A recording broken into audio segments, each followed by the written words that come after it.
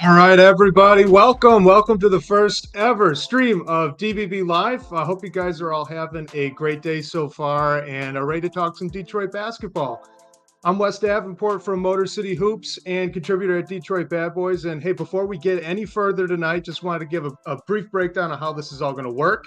You guys can send in those questions through the live chat in the YouTube page that you're on right now to watch us. And we're going to get to as many of them as we can. So in that way, it's really your guys' show. That's exactly how we want it. And well, as always, I'm going to be joined tonight by the Aussie himself, Jack Kelly from Detroit Bad Boys. And Jack, how are we feeling tonight?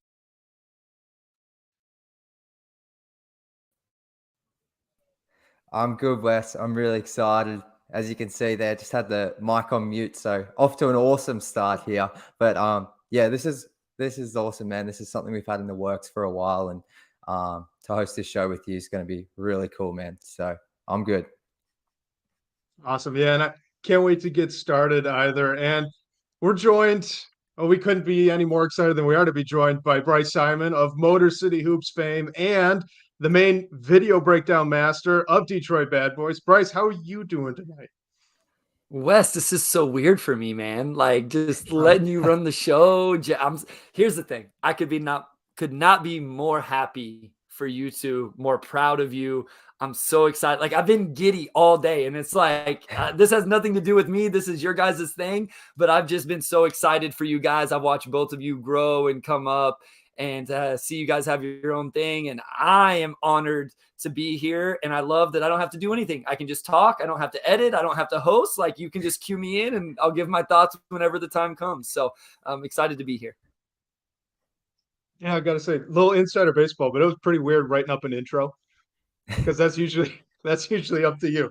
So anyway, I figured we'd kind of grease the wheels here with just a little backstory before jumping into any questions. And listen, like I said, I wanted to open up with this. I did get my wife's permission to tell the story, so fingers crossed. I hope I don't still get in trouble. But the day I actually planned to propose to my now wife, all right, I find out that the Grand Rapids Drive, which were at the time the affiliate for the Detroit Pistons, they're handing out replica '04 championship rings to the first, I don't know, however many number of fans that showed up.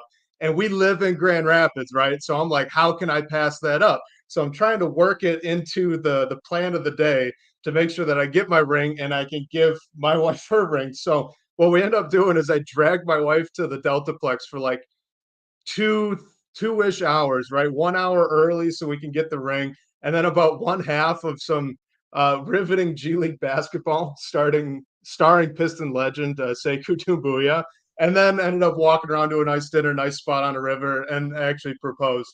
But I'm just saying, my Pistons fandom is like all the way up here, and maybe my decision making can't be questioned, but I don't think the fan level can be questioned based on that.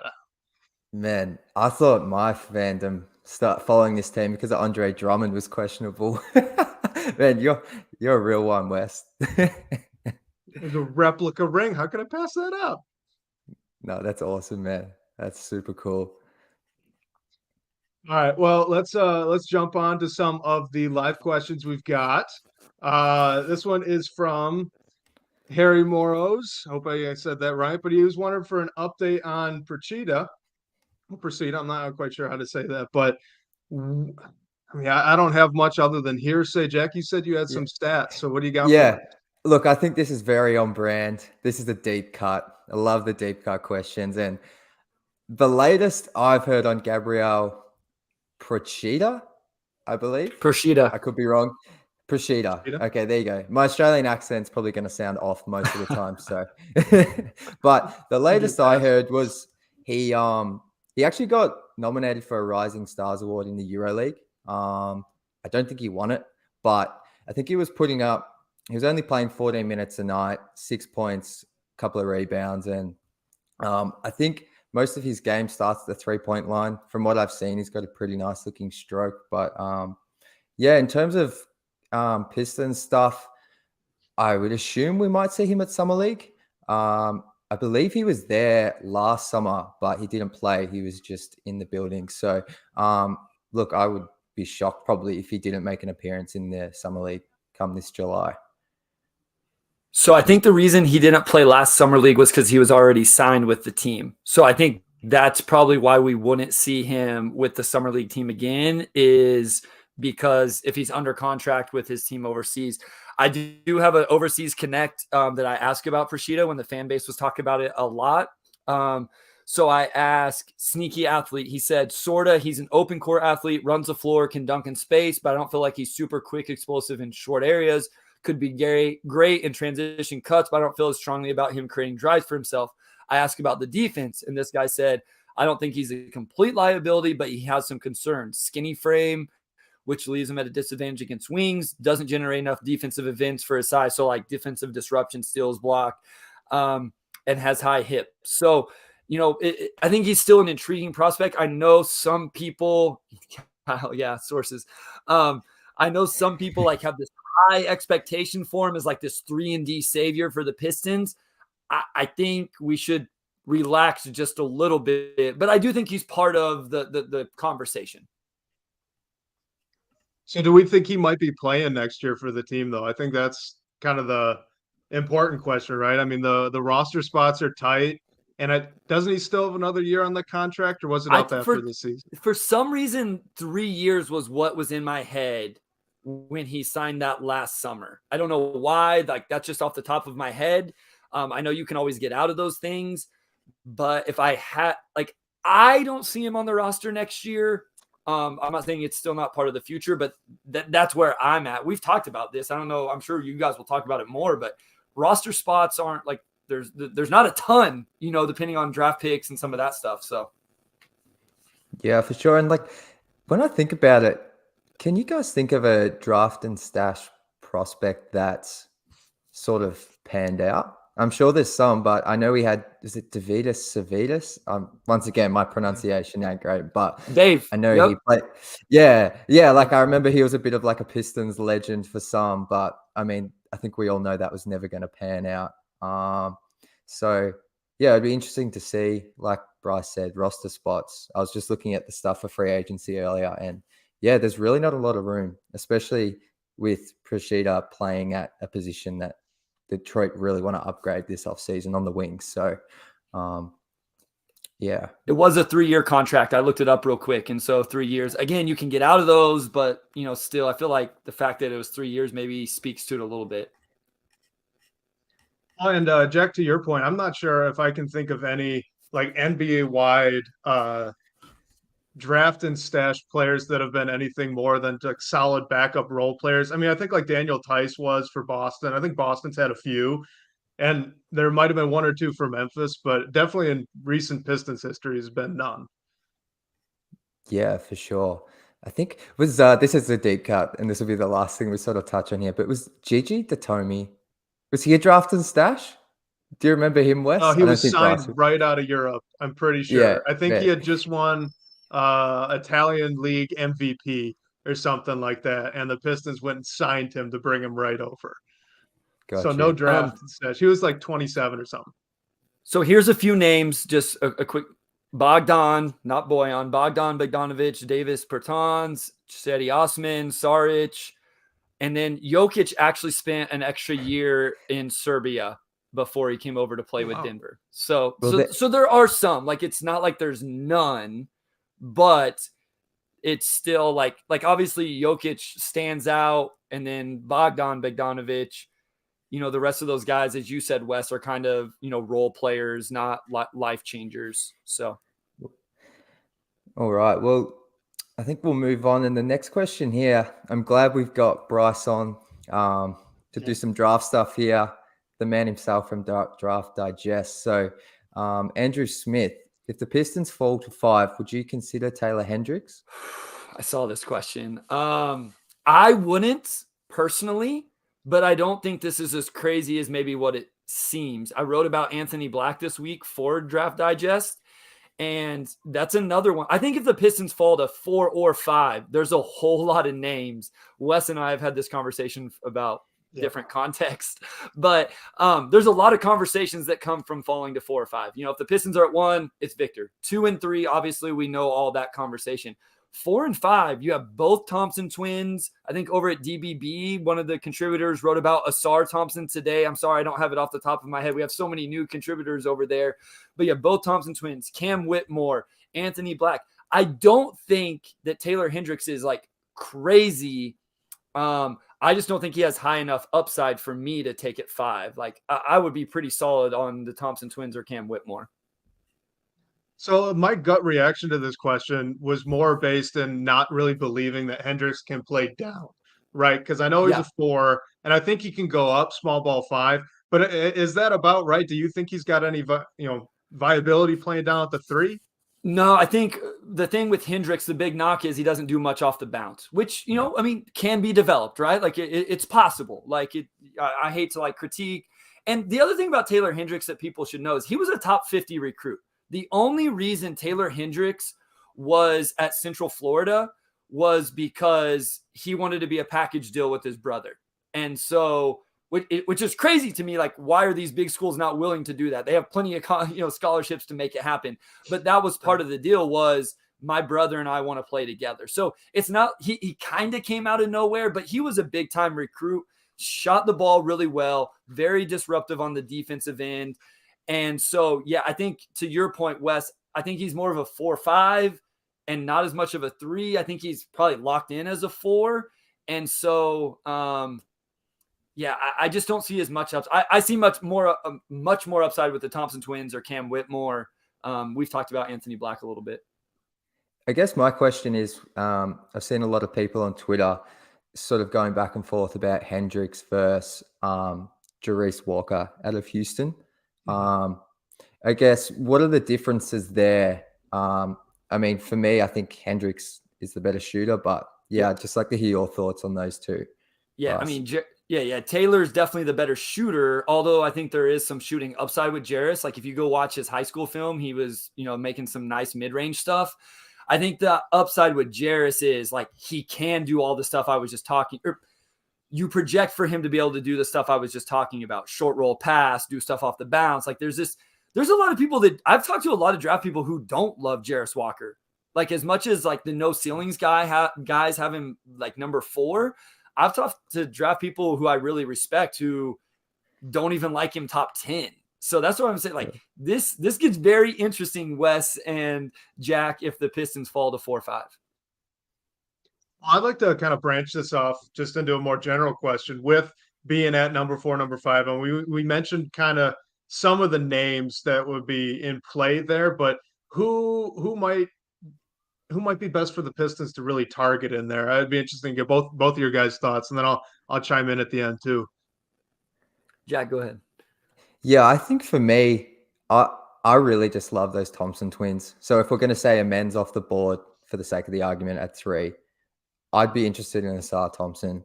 I know he doesn't necessarily have the same like juice as a man in terms of like playmaking and stuff, but I just value those sort of fluid athletes. And I mean, the jump shot sort of waned. I mean, while he's at the overtime elite, but yeah, I really like those Thompson twins. So if Detroit fall out of that top 3, if either of those two they're at 4 or 5, yeah, I'd be pretty keen on taking one of them. Yeah, I'm cool with either of the Thompson twins. I have grown more with Cam Whitmore and what he can do. He's not super creative with the handle, but I think I buy the shot. He's explosive, finishes around the rim. And then I think there's some defensive upside. I think there's defensive upside with the Thompson twins as well, if nothing else, just because of their athleticism. So those would be the 3 guys that I'm probably really looking at. I'm trying to come around on Anthony Black. I've grown. I'm still not sure I'm there all the way in the top 5. Well, we saw Wes. We saw Wes. I'll let you go. You go. No, I'm kind of the outlier here. So I really like Amen, right? And I'd probably be looking at Cam, but Anthony Black is slowly becoming one of my favorite guys just in the draft in general. I mean, like not like favorite, like you're going to take him number 1 or anything, but I've really enjoyed watching what I have of his. He reminds me of a taller Lonzo Ball type guy. Like I'd be totally comfortable taking him around 4 or 5 if you're not in love with Amen, who I think has some of the similar strengths as Anthony Black while being much more athletic. Sam Vecini says Anthony Black is like the highest basketball IQ prospect in this draft, and it's not even close. So, I mean, wow. and this conversation came, Wes, from us watching the Oklahoma City Thunder last night and talking about how they made Giddey, SGA, and Jalen Williams work. And those are like all guys that are high basketball IQ, can handle a little bit, can do different things. And so I think we're seeing it more and more. Definitely. All right, let's move on to the next one. I think this is from Kyle Metz, right? Right, Jack? That's the next one up. Yeah, no, we've actually got a question from, I guess we've got the second half of Andrew Smith questions here in relation to free agency and trades, and that sort of combines with Rami's question here as well. What other sort of ideal trades, I guess, or moves this team looks to make this season? It's a tough one.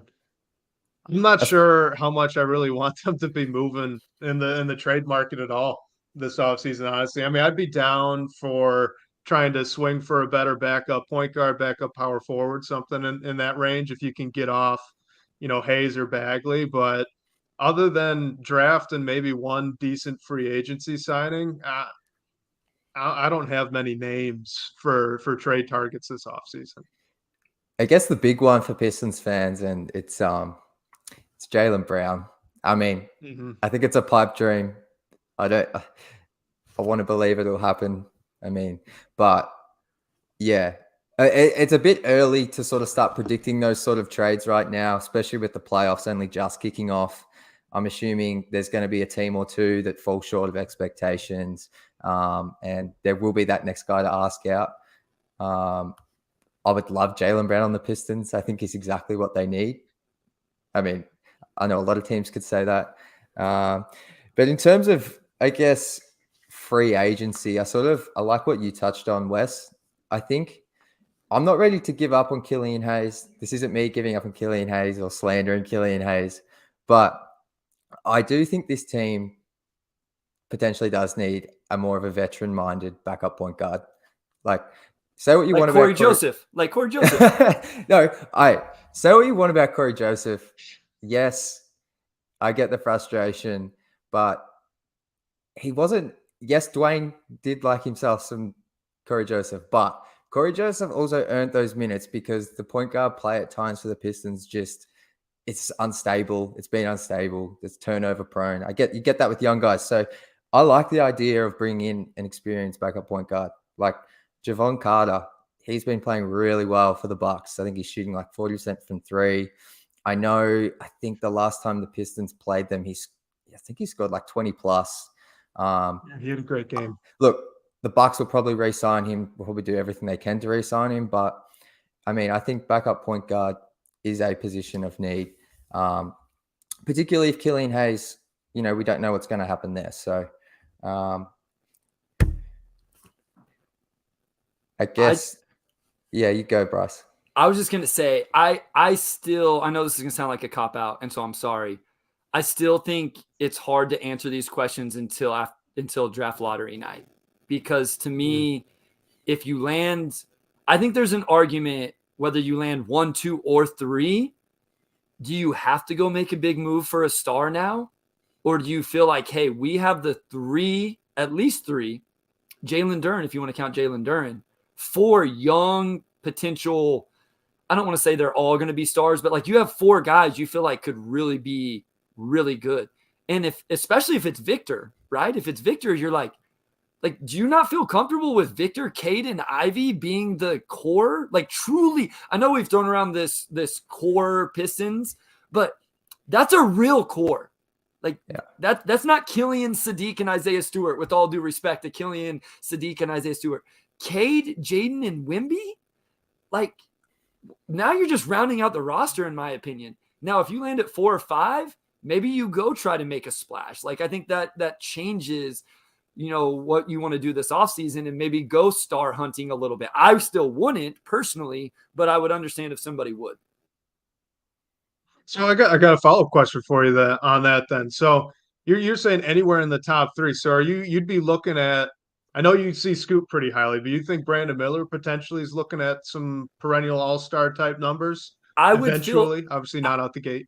I wouldn't feel as much pressure to go make some big move if my young core was Cade, Jaden, Brandon Miller, Jalen Duren, insert Boyan, Stu, whoever at the 4. Like what like you're not going to have 5 young stars. You can't pay all of them anyway. But I feel like then you have 4 guys who you're like, okay, what if even 2 of them pan out, right? Like you got 2 stars. If 3, then we're really cooking. And even if the 4th one's just okay. So yes, top 3, I feel good about that. The reason that changes after there is I have less confidence in the Thompson twins panning out. Even though the ceiling is there, the percentage chance they hit the ceiling is less. And I don't think Cam Whitmore has that like high-end potential because he doesn't have as much juice off the bounce, passing, and that type of stuff. No, that makes sense. All right, well, so I'll loop it back to the question then, looking at free agency. Just another couple of names that could be interesting. I know you threw out Javon Carter. Kobe White, I think, is kind of interesting for that backup point guard spot. He's a restricted free agent, but I could see, Chicago kind of being ready to let that one go. So maybe the price on a sign and trade isn't that big. And then Terrence Ross, just scorer off the bench. If you're planning on moving Bojan up to the 4, if you're drafting a wing, maybe you're starting Bojan at the 4, rookie wing at the 3. Like Terrence Ross, you can't do much better as a backup 3-2 kind of guy, just in terms of scoring. So those are just a couple of names I'd throw out. For sure. Terrence Ross. That's a real interesting. That's a West deep cut. I feel like the more I get to know you, West, you have this affinity for these random role players. He's got a Dwane Casey connection too. I believe he was on the Raptors when they drafted him. That's right. And I think he dropped 50 points as well. But hey, people in the chat are speaking my language right now. My guy KK, I believe he's from Turkey, if I have this right, because I think that's who it is, because he's been a part of other. Austin Reeves is my guy. You guys don't even know. Austin Reeves is my guy. I don't think he's leaving the Lakers. And then Harry brings up, like, he's going right to my heart with Jordan Hawkins at number 5. Now, as much as I love Jordan Hawkins, I'm not taking him at number 5, but these guys in the chat are speaking right to my. And then Trader Cause, yes, that's my guy too. He's in the chat over there. So Austin Reeves is going to get paid this summer, and I don't think that the Pistons are going to be in that market. I would be interested. So I went to the spot track and I just clicked on forwards. Guys, like, I don't know that there is one that I would be super excited about, other than ones that you're going to have to overpay, i.e. Kyle Kuzma. Like, I love the idea of Kyle Kuzma, but Middleton is almost 32. Porzingis, Draymond, Harrison Barnes is 31. Jeremy Grant, we've talked about that. Kuzma, Kelly Oubre Jr. I don't mind Kelly Oubre. Dylan Brooks. And then once you get past that, it's like, I don't know that any of these guys really move the needle. Cam Johnson, restricted free agent. That would be interesting, right? Grant Williams, I feel like that's kind of gone down. That's cooled off a little bit. Down. He's star faded a bit. The one I want to talk about, because I don't know if I'm different on opinion here, but Kyle Kuzma, I don't get it. Like, just straight up, I get the Flint connection, but it's like, yeah, I don't want to pay that guy. Like, I'm not saying I think he's a good player. Okay, he's that's what I was gonna say. Yeah.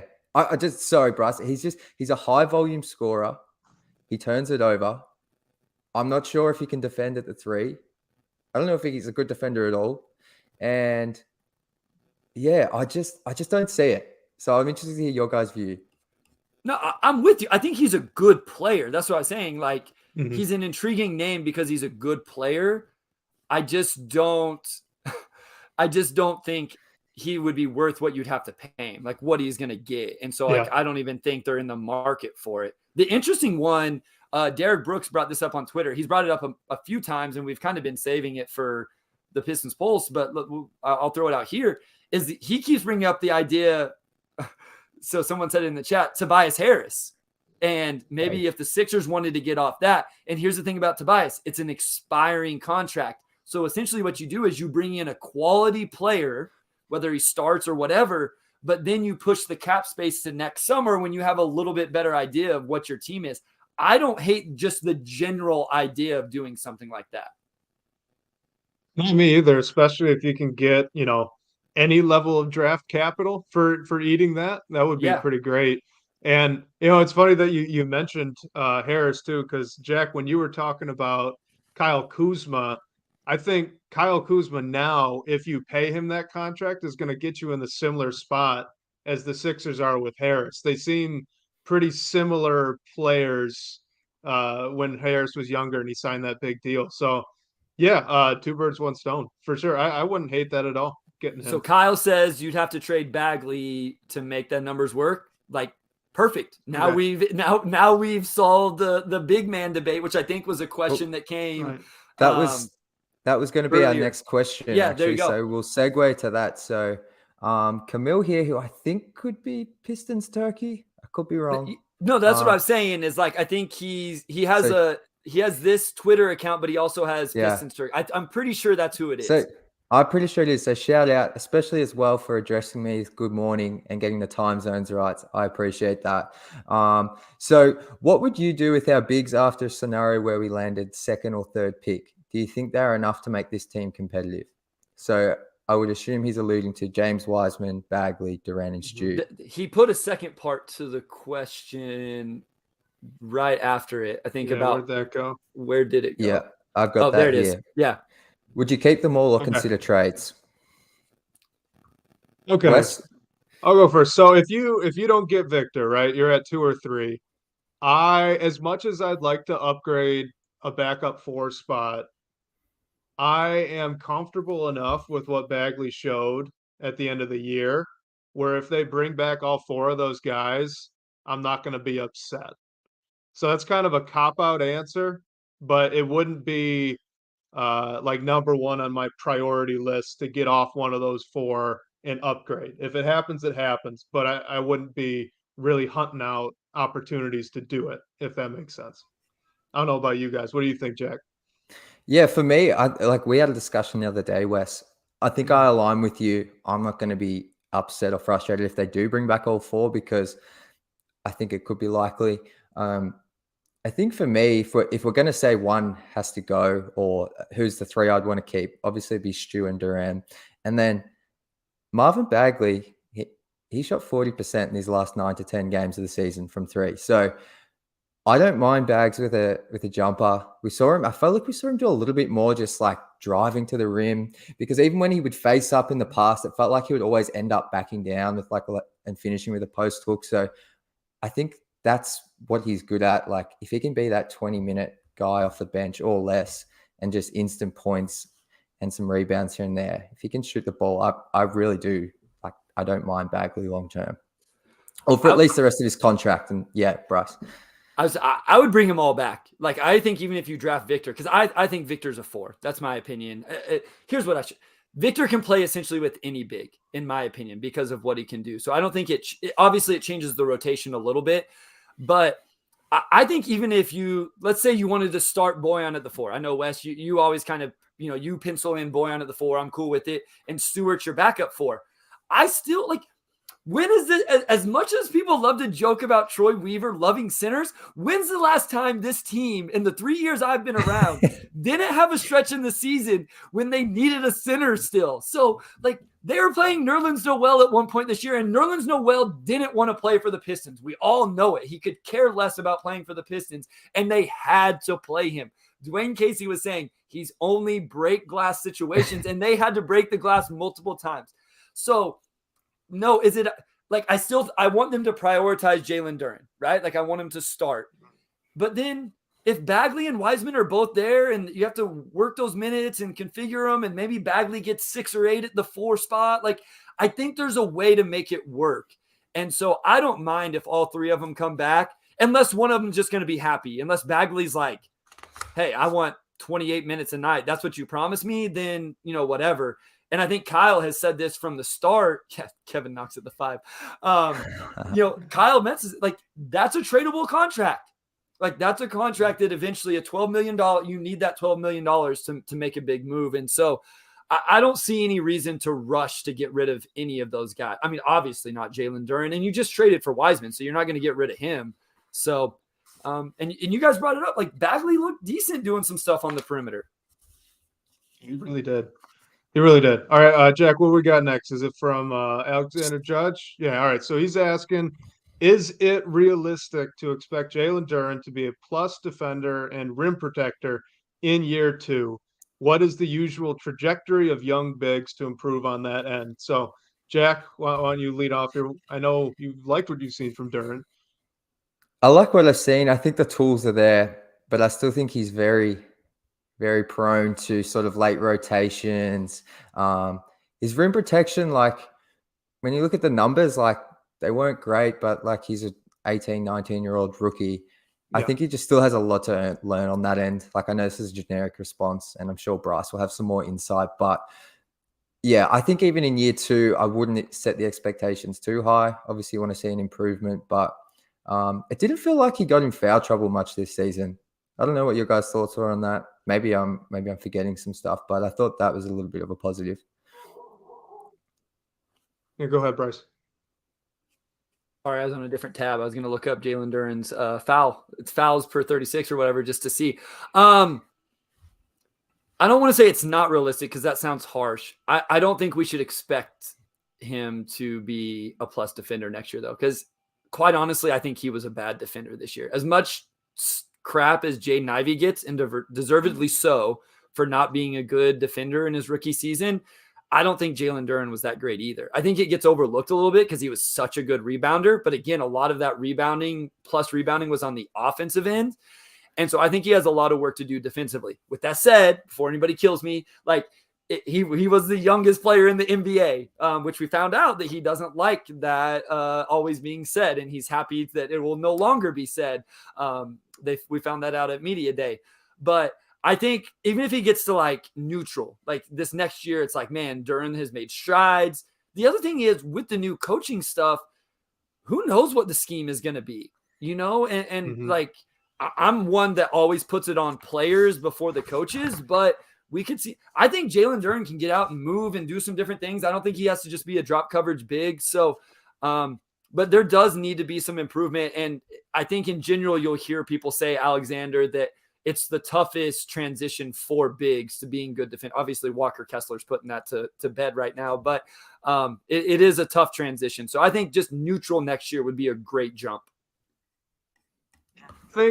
And I'm with you guys. I think for me, this all comes down to his rotations and why he was late on help. Because to my eye, it looked like as a shot blocker from the weak side, he was late quite a bit.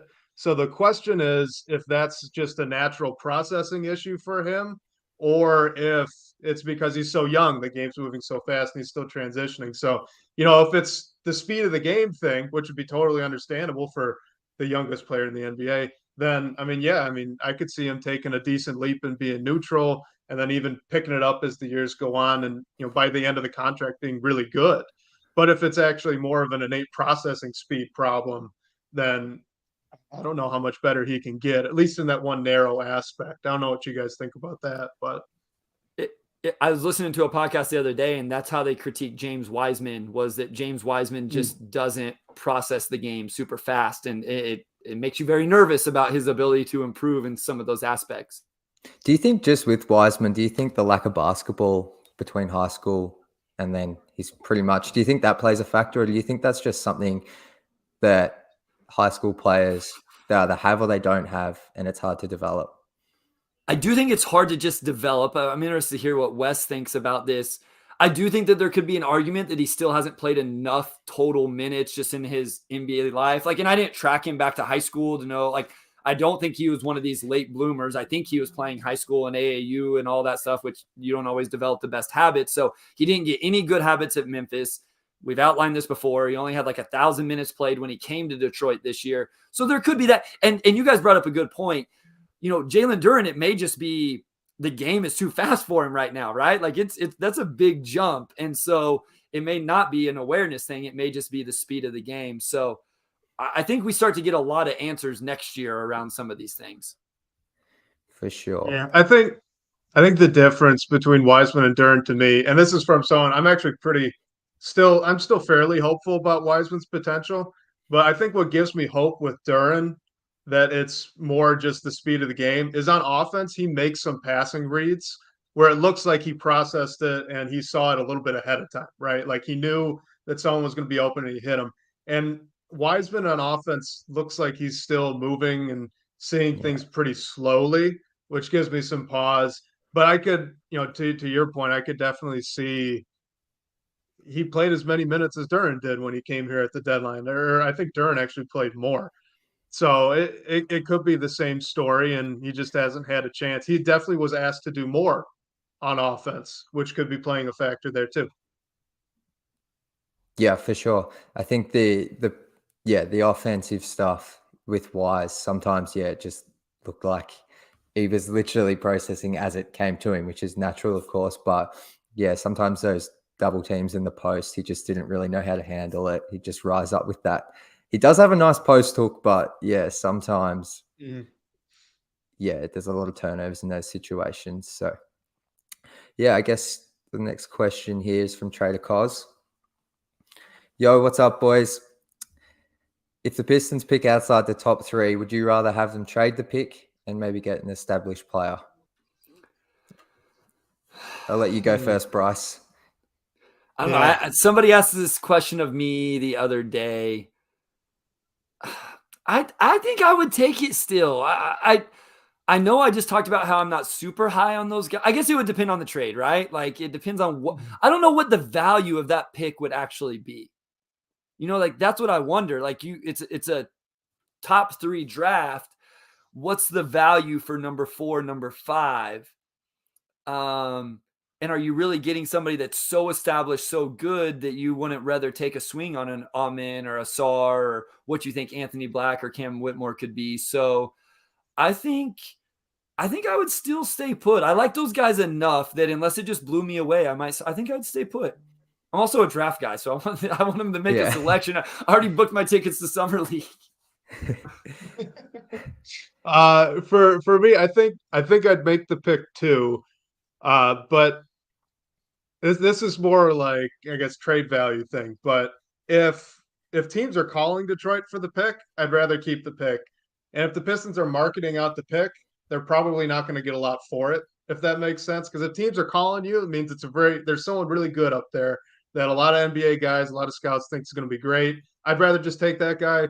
And if the Pistons don't think there's someone there and they're marketing the pick out, then I mean the league's probably also wise to there not being someone incredible at 4 or 5, and they're not going to give you all that much. So I think either way, I'd rather just sit there and take the swing and see what happens. Bet on the upside of some of these guys. I don't know, but what do you think, Jack? Would you guys trade it for Cam Johnson, knowing that you had to pay him?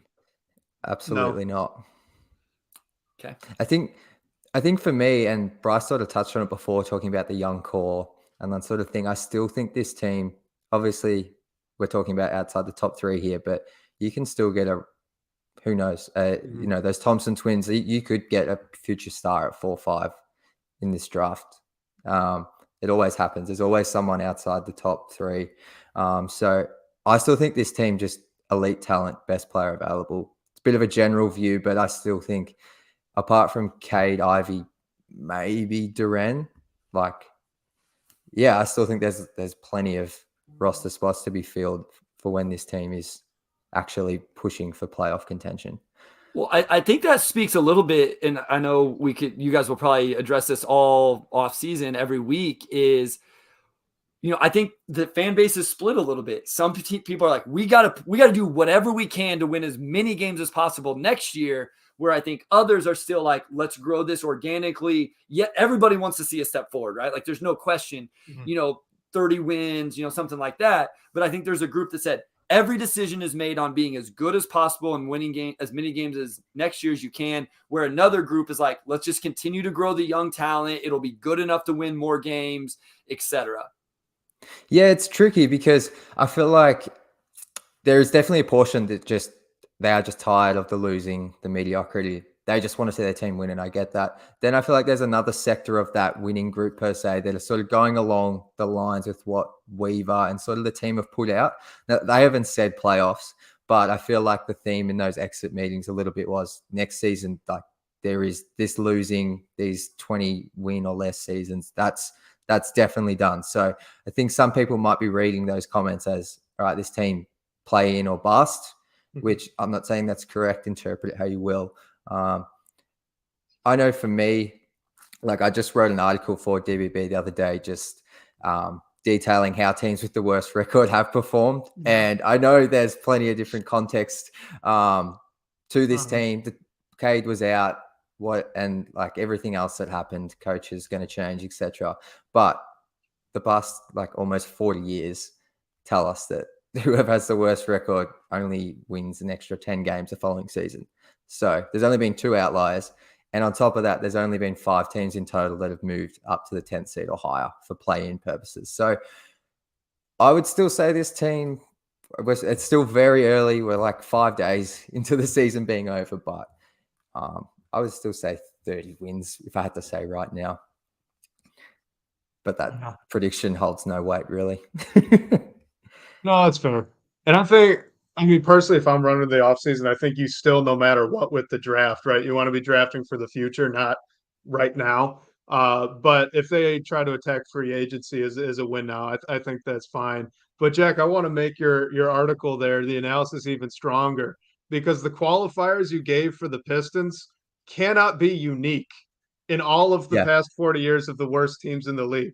I'm sure many of those teams had stars out, had coaching changes, had injury problems. Like everything we throw at the Pistons is reasons to be hopeful. I'm sure all those fan bases said it too, and it still didn't work out. So there's a real steep mountain to climb for Troy Weaver to really accumulate enough talent to get these guys into the play-in. I think that's fair to say this early into the offseason, just to set the tone.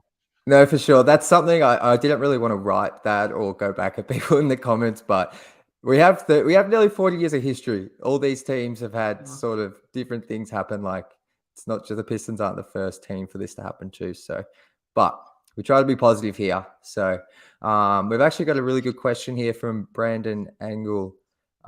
Closing lineup next year. Ooh. If you just had to guess, guys, there's so much that can change, but let's just do this one for fun. All right. I'll go first. I'll go on my gut. So Cade and Ivy, I think Bojan's going to be out there. I think they're going to end up not with the top 2 picks, so it's going to be a wing. So whoever they draft, just to get that guy some experience. And then I think you're going Stu at the 5 because he's so switchable, he can shoot, and he's a good defender. So I think you go small ball at the end. That'd be my closing. I don't know. What do you think, Bryce? You got a reaction here? Now, I'm playing up the Wimby stuff. So, Brandon, the thing is, it's whether it's offense or defense. Because as much as I support Dwane Casey, some of my critiques when I did critique him was that there wasn't enough offensive defensive substitution. And so it depends on what end of the floor they're on. But in general, I'm going to go very similar to Wes. But I would say Cade Ivey, Wimby, Jalen Duren, and I guess Bojan, even though I think there's going to be some other wing addition there that would be interesting, whether you're offense or defense with that. I want to go Wimby, Stu, and Jalen Duren just to be really fun. Because I think we would actually draft Wemby and they get that lucky. That's what I'm going to be pushing. Just for the energy. I will be obnoxious about talking about that lineup of Cade, Ivy, Wimby, Stu, and Duren, and I will pray. I will be obnoxious until we see it. I guess for me, I'm just going to say, I think Stu definitely. I like the inclusion of Bojan because I think, I almost think his shooting and scoring like this past season's like gone under the radar. Like this guy, he was asked to do a little bit too much, like creating for others. But when he's just the first portion of the season, when he was just asked to create his own shot and score, like this guy's has one of the prettiest jump shots I've ever seen.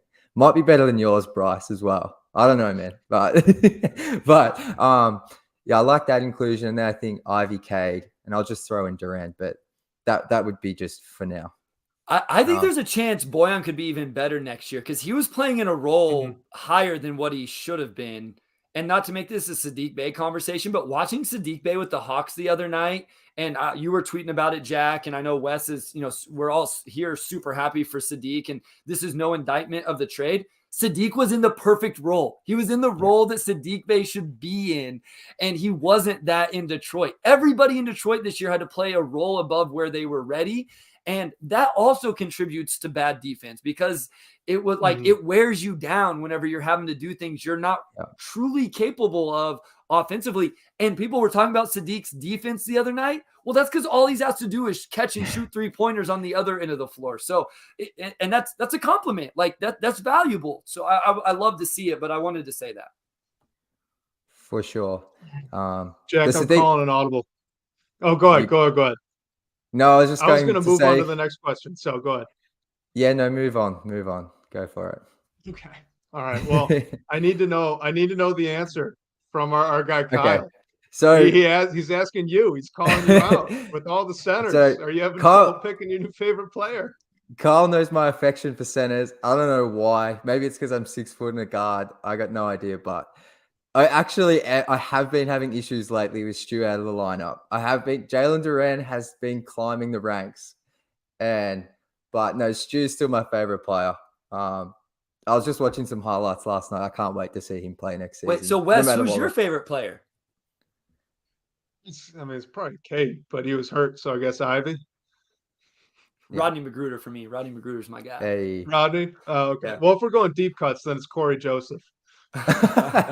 Best rotation box out player on the team. And he was.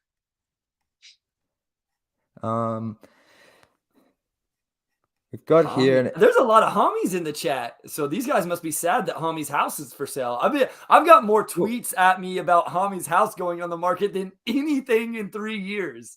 Are you serious? That's ridiculous. I just keep. I have no idea, so I just keep responding. Yep, he must be buying a nicer house, getting a pay raise. So, well, let's touch on the homie thing. Are we assuming he's gone? I mean, he must be. I don't think. Or does that? I'm not assuming that. Okay. I think it comes down to the role that homie's willing to take. I mean, I guess this is Captain Obvious here, but at the right price, willing to accept the right role, I absolutely want Hamidou Diallo back because I think Hami as the 11th or 12th man on a team who truly wants to win night in, night out is extremely valuable when they're on the third game of a road trip and Boyan is tired and you need somebody to bring some energy off the bench. Like, heck yeah, that's a guy I want on my team. Do I want to pay that guy $10 million? Well, maybe not, but I'm right there with you. And especially if he can stick in that role he had near the end of the year. Because if we all remember, right, he was shooting 70% at the rim. He was taking almost no threes. Like he found his niche and he was really good in it. As that energy kind of, I guess he was a big, he was playing a lot of the four. I think that guy as an emergency rotation player is so valuable, just like you said, Bryce. So and he stopped shooting. He stopped shooting threes, Jack. He stopped shooting threes. I remember he went a whole month and didn't take one. So yeah, no, I think Hami this season he played exactly how he should play to get another contract in the NBA. He attacked the rim at will. His rebounding is always an underrated skill for this team. And yeah, he's just when he's in all-out attack mode, he's an incredibly fun player to watch, and he scores with ease, especially in transition. So I got another question here. We'll just touch on this one. Should the Pistons pursue Miles Bridges? I just wanted to at least bring this one up in the chat. I think it's too hard. I think it's too hard to actually make a call on this. We don't know. I don't even know what the latest is with the case and all that, but I just wanted to at least touch on the question. So thanks for that, Nathaniel. I'll just say I have a really hard time with some of these, the Brandon Miller thing, even the Ime Udoka thing. I've tried to research. I don't even know what the story actually is with Ime, and so I find it so hard. I don't know, this is more of a content creator, just talking about sports. I really struggle. Wes knows this. Me and Wes had a long conversation when we were going to talk about Brandon Miller on the pod, because it's do we address it? Do we not address it? There's something like real happened here. And so it's just it's hard. So with Miles Bridges, like we don't know the whole story, and because of that, it's really hard to talk about it. Purely basketball, if you want Miles Bridges, you can just draft Cam Whitmore, because that's the mold, that's the archetype of player that you're looking at. So that's exactly what I was going to say. So, So from Jeff here, what is the second most important position on this team after a wing that is needed to fill in the offseason? Wes? take a stab at it first. For me, and I'm going to sound like a total Killian Hayes hater here, but it's the backup point guard spot. Because if I'm looking at the roster, you're going too deep. You're trying to make the play-in game, right? I don't think you can afford to have the Killian Hayes we've had last season play another full year. I think if you can upgrade that backup one spot next to Burks, your backup guards are really solid. And that's really important when your starting guards are what, 21 and 22. Like they're going to have a lot of off nights, even though it's Cade, even though it's Ivy. So having some really good backups, I think, is really important to support those young guards. I just want to address the wing position. Like that's where I'm at. I'm with you guys. I don't think either of you are Killian haters at all, but I do think I'm cool with Killian Hayes and Alec Burks being the backup guards on this team going into next year. You know, Alec Burks has had a really solid season as well. Again, probably playing a little above what he should. He was a little closer to the role than what that he would be in, because he was coming off the bench. And I love the chat. You know, Kyle says the second wing, and I assume we have Koo here from the Locked On Pistons. He's the only one that I know that's running the Locked On Pistons YouTube, but he says the third and fourth wing. Like I think revamping the wing position should be priority number one. And so, yeah, I can see that a little bit. Maybe increase the backup guard position. Maybe you want like a true 4-man, something like that. But I'm just like, I'm so focused on the wing, I can't even think about anything else. Yeah, no, I'm with Bryce. I was actually going to say wing first, second, and third, but it looks like I've been beaten to it in the comments. So, but I do think if this team, if for some reason Troy Weaver is pushing hard for that play-in position and Killian Hayes wants a change of scenery, then I do see some value in bringing in a backup point guard. I do think that could be a position of need, depending on how the team looks to progress up the standings next season. Quick things. I do wonder if eventually Killian just needs a change of scenery to reach his potential. Kyle brings up a good point in the chat. If they get Scoots, you don't need a backup point guard anymore. I'm not saying you're going to bring Jaden Ivey off the bench. I would personally not do that. I would start all three, but I would stagger them so at different points throughout the game, one of those three is always on the floor and running the show. So the backup point, in my opinion, the backup point guard position kind of takes care of itself if it is Scoot. Well, just on the back there. Sorry, Wes. Oh. So on the backup point guard position as well, Alexander Judge, if the Pistons move off Hayes as the third guard, how would you feel about a reunion with Reggie Jackson? I'll turn this one to Wes. I wouldn't hate it, honestly. I mean, so if you move off of Hayes, right, you got a hold there. Reggie's a solid backup one. He's got experience. He's been playing really well for the Clippers. I think he was starting for a while, wasn't he? Right. So yeah, I mean, he's a good player. I don't like saying no to good players, especially on this team that needs them. My only reservation is, like, as a Pistons fan, I don't mind the storyline for whatever it is, especially if he's coming as a third string backup. But I do think this season the defense seriously dropped off and was a reason he did get bought out. And he's on the Nuggets now, but I don't even think he's playing minutes. I could be wrong there. So, but I guess if he's your third string, if you look at him in that Corey Joseph role, then yeah, I wouldn't be opposed to it. Do you have any Reggie Jackson thoughts, Bryce? No. I'm good. And everyone, I appreciate all the interaction in the comments. I'm actually struggling here to keep up. So if so I really appreciate the turnout. This has been awesome. I think one question I guess we had in our DBB comment section was in relation to the coaching selection, and Dave 10.9 north of LCA. I assume that's Little Caesars Arena. And I've never put that together. I just call him Dave from the DVD or DBB comments. So shout out to Dave. I just want to give him a special shout out. So when I first started writing in the fan post section at the end of 2021, this guy commented on every single one, and he comments on anything anyone writes. So shout out to Dave for all his positivity. So his question is, what are your thoughts on Ime Udoka, Kenny Atkinson, Becky Hammond, and Charles Lee? Go ahead, Bryce. Beth. I know you've done much more research than me. No, I've told Wes this. I texted Amari this yesterday. Like, I'm already tired of the coach conversation because I just don't think we know. Like, I just don't think we know. And we have no idea how these guys interact with players in the locker room. We have no idea of so many things. With that said, I've, for some reason, gravitated towards Charles Lee. Like, maybe it's the young thing. He's from the DMV, so the connection's there. But what I've told Wes is this isn't an assistant coach who just became a hot name as an assistant coach.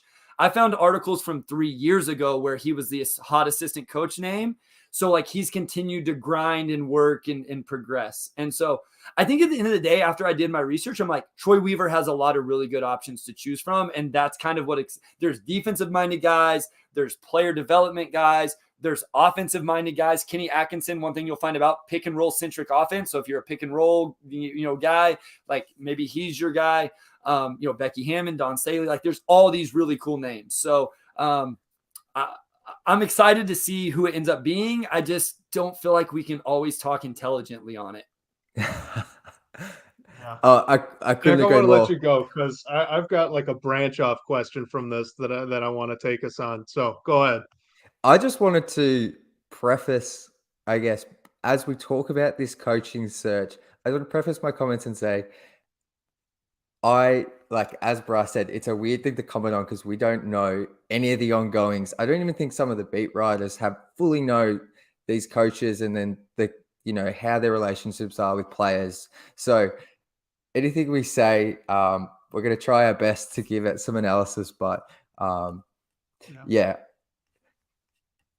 I guess for me, I just wanted to add to Dave's question. So James Edwards III noted in on the Bun and Cardigan pod that Becky Hammond, he said in his own words, put a line through that name. So he seemed fairly confident that she wouldn't be a candidate. Yeah. So that was one of the things I was going to mention. I just haven't seen any coaching buzz at all around her, like even outside of the Pistons, even the last few cycles. And she does seem really happy where she's at. So I don't know if that's, on her or if she just wants to stay. Don't know what the situation is. But for whatever it's worth, the other one, Kenny Atkinson, I don't think I've seen any links to him with the Pistons. I know he's going to interview with the Rockets. So, and Bryce, you mentioned him being more of an offensive guy, so maybe that's not a fit. But so the question I wanted to branch off of this, so two guys named here, Kenny Atkinson and Charles Lee, they're both branched off the Coach Bud coaching tree. And the Coach Bud tree is actually a lot deeper than I ever realized. So he's got Quinn Snyder, like I said, Kenny Atkinson, Taylor Jenkins, current Memphis coach, and then Darvin Ham, obviously with the Lakers. And it seems like a lot of teams more recently are pulling more from the assistant coach ranks than maybe from NCAA to NBA ranks. Do you think that's, maybe a smart way to go, pulling more from an NBA assistant, someone's coaching tree, whether that's Bud, Pop, whoever, or maybe you want the new fresh name, someone who's been really exciting in the college ranks. I'm curious to see your thoughts. I don't know. I'm serious. Like I wish. I feel very confident talking about a lot of things. This is one thing I just don't think. I don't mean, I told Amari this, like even Amari doesn't know. Amari has more access than any of us here, but he doesn't see how Dwane Casey interacted in the locker room. He doesn't know how, we see all these names being brought up. And I'm just like, do we know? We have no idea how they're thought of around the league, what their connection to Troy Weaver is, any of that stuff. And so it does, to your point though, Wes, it does seem like the trend, right? Like for a while, it was like, we're going to take these hot college names and bring them to the NBA. And I feel like we've seen less of that. Like I can't even think of the most recent one. Now it's more like, let's take these really good coaches and let's pluck their assistants. And, maybe teams feel like that's working better. The most recent couple I can think of was Billy Donovan. Did he come straight from Florida to coach OKC? I believe so. That sounds right. Maybe Brad Stevens. John Beilein too. John Beilein. But is he did he head coach still? Beilein didn't work. And Stevens, obviously now he's in the front office. So yeah, I guess I'll add to the coaching search is ultimately I'll be happy with whoever Troy selects. But I think if you look at the past 3 Pistons coaches, I believe we've obviously have Dwane Casey, Stan Van Gundy, and I think it was Mo Cheeks. I know he was fired early on, but those 3 were established coaches. I'd be excited if they did bring on that sort of Charles Lee type, someone who's done, I think he's been an assistant for 9 years, all under Coach Bud.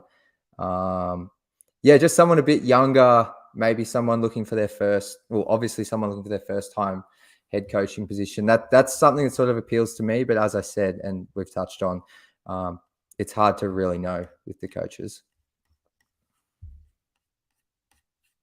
I think we're going to do, I don't know, Jack, do you think we can squeeze maybe 2 more in before we get out of here for the night?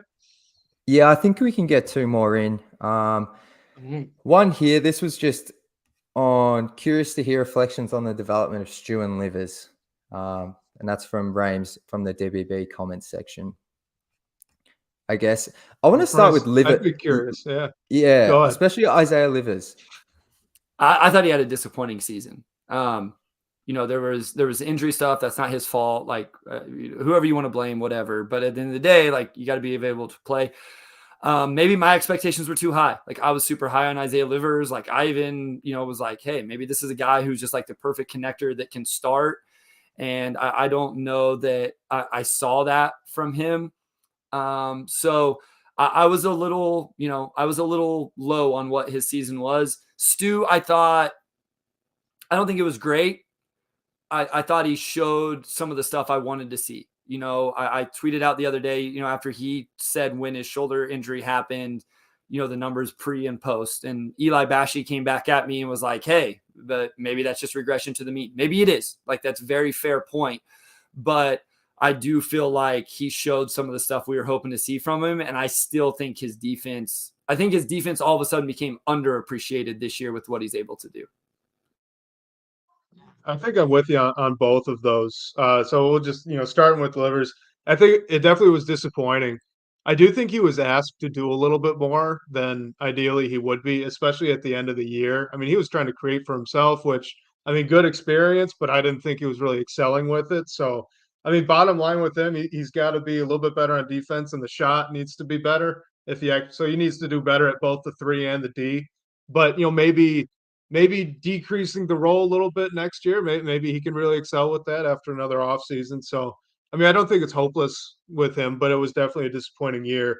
I think Stewart, though, was the most fun Piston player to watch all season, just with the shot kind of coming out of nowhere, the off the dribble game that he had, the hustle on defense, how switchable he was. And he actually averaged, I believe, 1.4 assists per game, which for him is, that's pretty incredible for a guy that's never been asked to create anything almost ever before, right? So I think Stewart was just so fun and exciting to watch him develop and grow throughout the year. So I'm real excited to keep watching him in a Pistons uniform. I think you would agree, Jack, with him being your favorite player.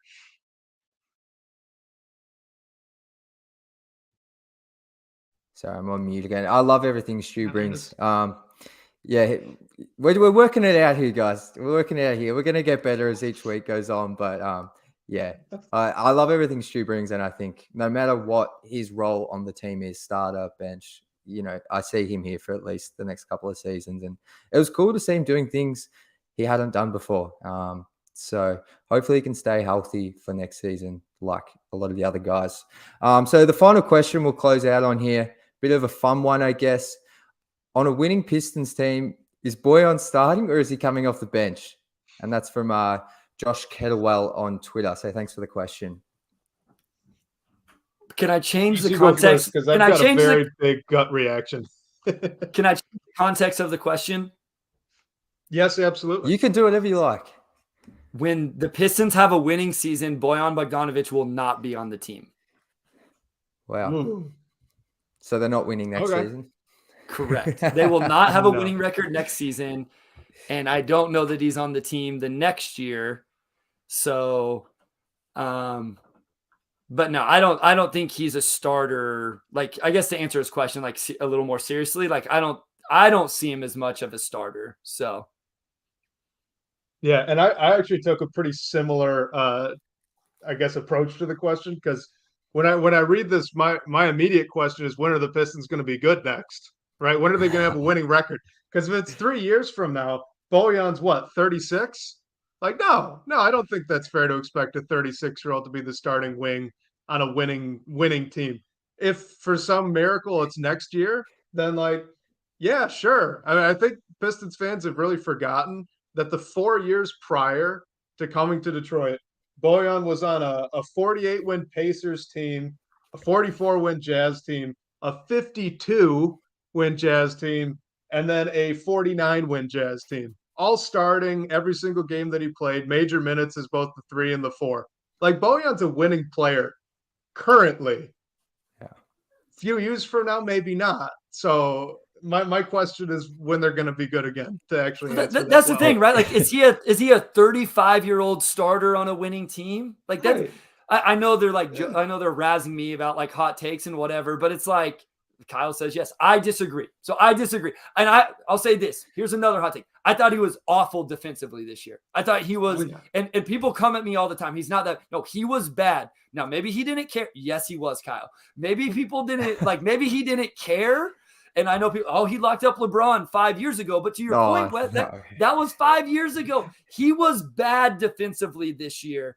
And I realize everybody else, was bad as well. All I'm saying is I don't think at 35 years old, Bojan is a guy that's starting for you night in, night out on a 45-win team going to the playoffs. That's my opinion.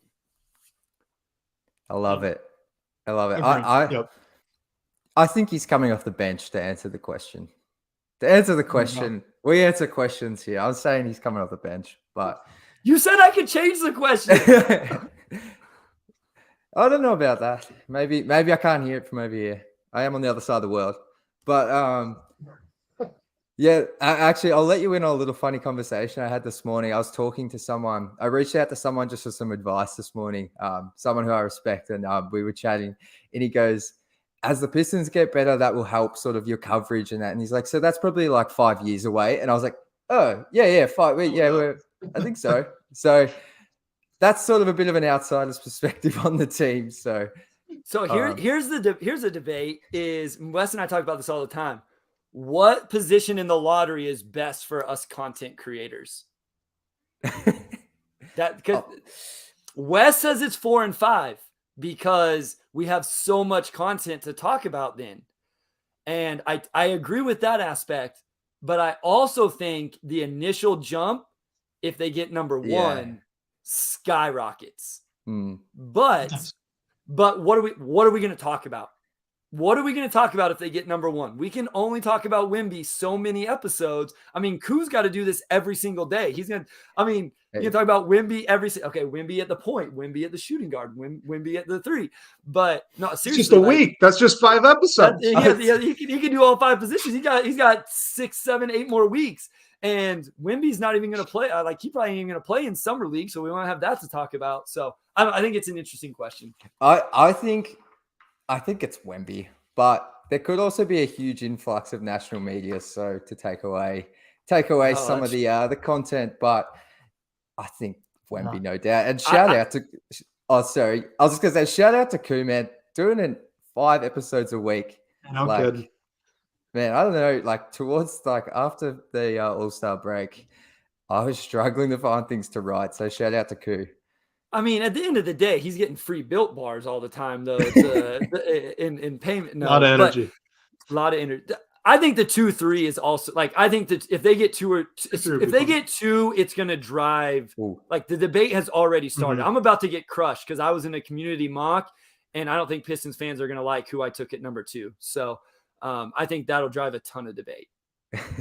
I took Scoop, by the way. I'm just going to defend my position real quick, though, before we get out of here, because you got to understand, everyone. Like, I'm the outline guy, all right, for our podcast. I'm the outline guy for this. I'm pulling up background topics just in case we don't get a lot of interaction. Like, my life gets so much easier if I have about 4 or 5 names that I can throw out there that maybe could get picked at 4, because we could talk about, obviously, we go Cam, Anthony Black, the Thompson twins, but we could talk about, like, what if Miller falls? What if Scoot falls? Like, there's all these angles. It just makes my life easy. To shout you two out, though, this has been an overwhelming success. I like looked at the YouTube numbers occasionally throughout the thing, and the like you guys weren't even able to get to even close to all of the questions.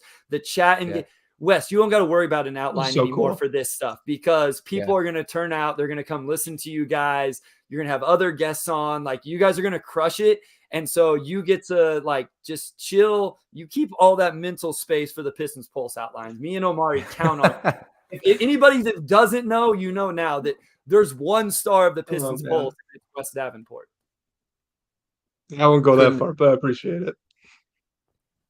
No, man, I couldn't be more excited to work with Wes.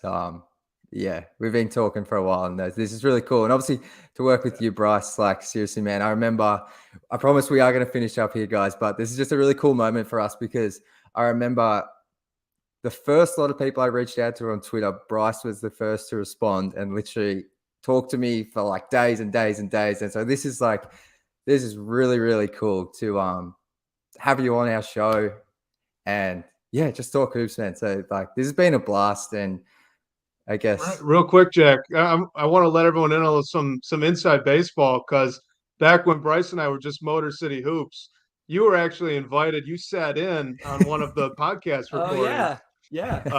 Just to get a peek behind the curtain, I guess. I think you were muted the whole time. Maybe you said hi once, but the Jack Kelly connection's been a long time coming. No, man, no, I appreciate all that. You guys have been always so kind to me. So that's really cool. Guys, I guess thanks to everyone who jumped on board in the comments. Like I said, man, I was stumbling on my words. I couldn't even keep up with you guys. Kyle Metz, shout out to Kyle, shout out to Pistons Turkey Koo, the rest of the crew in the comments. Really appreciate it. And shout out to everyone who commented on the DBB post. Be sure to check out their DBB website for all the best Pistons content. And thanks to Wes, my co-host, and thanks to Bryce for joining in with us today. And special thank you to Sean Corp. Without Sean, none of this happens. He's the managing editor at DBB. He runs the show. He keeps us all online and producing beautiful content. So thank you so much, guys.